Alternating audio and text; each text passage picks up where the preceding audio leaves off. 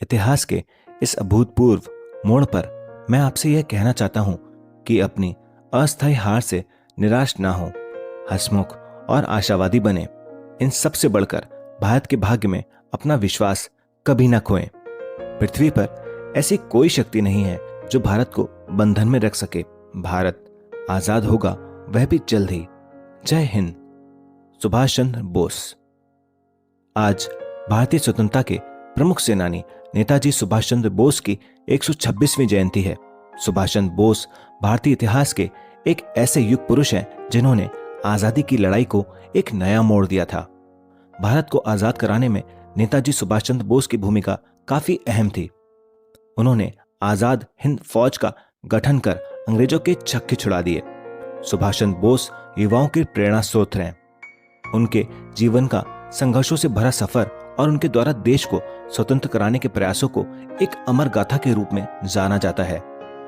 आज उनके जन्मदिन पर रंगून में दिए उनके ऐतिहासिक भाषण का एक स्मरण आवश्यक है। उन्होंने कहा था, स्वतंत्रता संग्राम के मेरे साथियों, स्वतंत्रता बलिदान चाहती है। आपने आजादी के लिए बहुत त्याग किए हैं, किंतु अपनी जान की आहुति अभी बाकी है। मैं आपसे एक चीज मांगता हूं और वह है खून। दुश्मन ने जो हमारा खून बहाया है उसका बदला सिर्फ खून से ही चुकाया जा सकता है। इसलिए तुम मुझे खून दो, मैं तुम्हें आजादी दूंगा। इस प्रतिज्ञा पत्र पर साधारण स्याही से हस्ताक्षर नहीं करने हैं। वे आगे आए जिनकी नसों में भारतीयता का सच्चा खून बहता हो, जिसे अपने प्राणों का मोह अपने देश की आजादी से ज्यादा ना हो और जो आजादी के लिए सर्वस्व त्याग करने के लिए तैयार हो।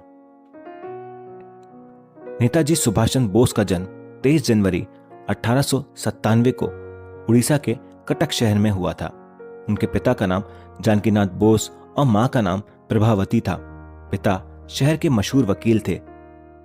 द्वितीय विश्व युद्ध के दौरान अंग्रेजों के खिलाफ लड़ने के लिए नेताजी ने आजाद हिंद फौज का गठन किया। बोस द्वारा दिया गया जय हिंद का नारा देश का राष्ट्रीय नारा बन गया। सुभाष चंद्र ने सशस्त्र क्रांति द्वारा भारत को स्वतंत्र कराने के उद्देश्य से 21 अक्टूबर 1943 को आजाद हिंद सरकार की स्थापना की तथा आजाद हिंद फौज का गठन किया। इस संगठन के प्रतीक चिन्ह एक झंडे पर दहाड़ते हुए बाघ का चित्र बना होता था। आजाद हिंद फौज या इंडियन नेशनल आर्मी की स्थापना वर्ष 1942 में हुई थी। कदम कदम बढ़ाए जा, खुशी के गीत गाए जा, यह संगठन का गीत था, जिसे गुनगुनाकर संगठन के सेनानी जोश और उत्साह से भर उठते थे।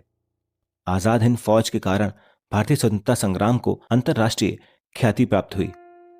इस फौज में न केवल अलग अलग संप्रदाय के सेनानी शामिल थे, बल्कि इसमें महिलाओं का रेजिमेंट भी था। कभी नकाब और चेहरा बदलकर अंग्रेजों को धूल चटाने वाले नेताजी की मौत भी बड़ी रहस्यमय तरीके से हुई। द्वितीय विश्व युद्ध में जापान की हार के बाद नेताजी को नया रास्ता ढूंढना जरूरी था। उन्होंने रूस से सहायता मांगने का निश्चय किया। 18 अगस्त 1945 को नेताजी हवाई जहाज से मंचूरिया की तरफ जा रहे थे। इस दौरान वे लापता हो गए। इस दिन के बाद वे कभी किसी को दिखाई नहीं दिए। 23 अगस्त 1945 को जापान की 2 मई खबर संस्था ने दुनिया को खबर दी थी कि 18 अगस्त के दिन नेताजी का हवाई जहाज ताइवान की भूमि पर दुर्घटनाग्रस्त हो गया और दुर्घटना में बुरी तरह घायल होकर नेताजी ने अस्पताल में अंतिम सांस ली। लेकिन आज भी उनकी मौत को लेकर कई शंकाएं जताई जाती हैं।